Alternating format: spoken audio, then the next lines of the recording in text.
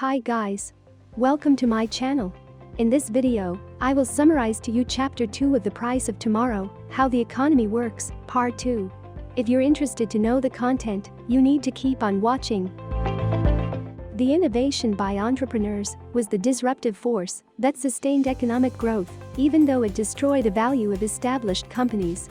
New technologies often change what is valuable in a way that is misunderstood by incumbents who have spent years perfecting their own playbook to win markets. Blockbuster is an American-based provider of home movie and video game rental services.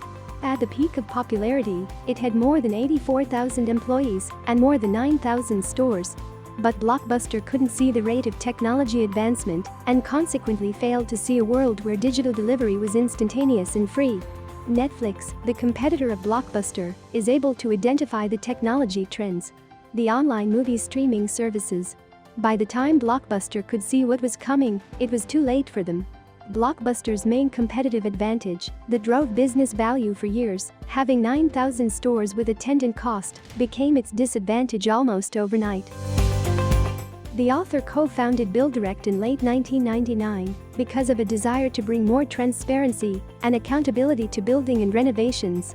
BuildDirect is an innovative marketplace for purchasing and selling building materials online.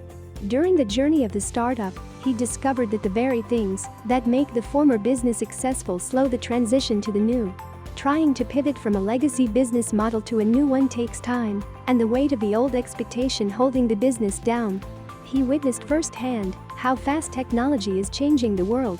Throughout the process, he also realized what are the things he valued the most: family, friends, integrity.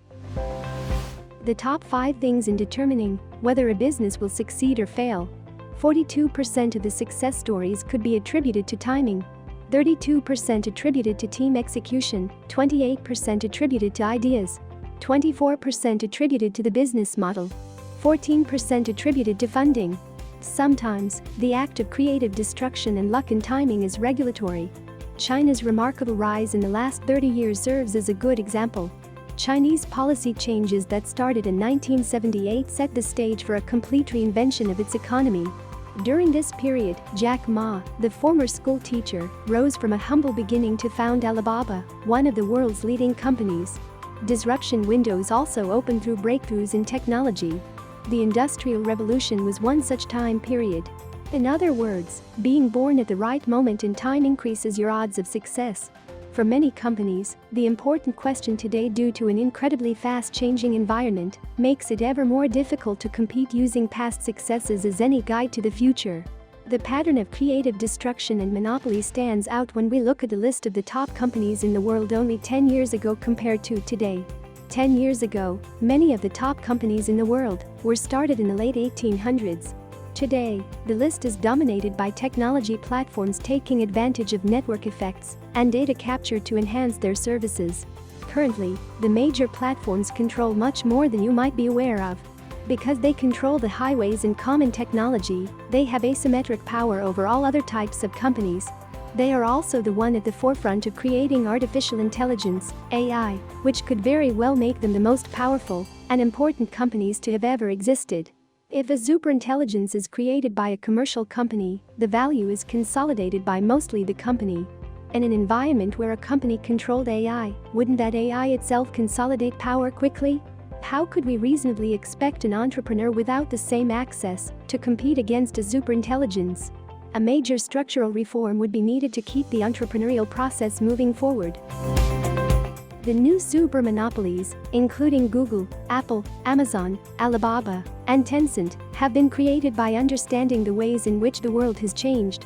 Not only that, because of the immense value they bring to their users, these monopolies are likely to continue to consolidate power. Strong network effects are at the core of every platform business today.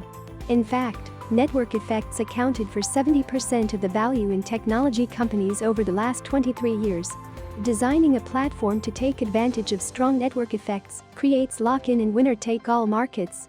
The internet itself has one of the strong network effects, and consequently so do many of the top companies built on it.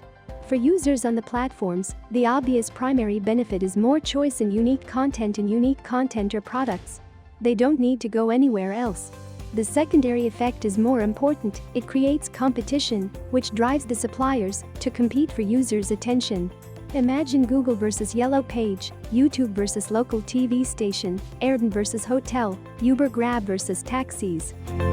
Chapter 3 will be summarized in the next video. If you like to get a copy of this book, click on the link in the description below.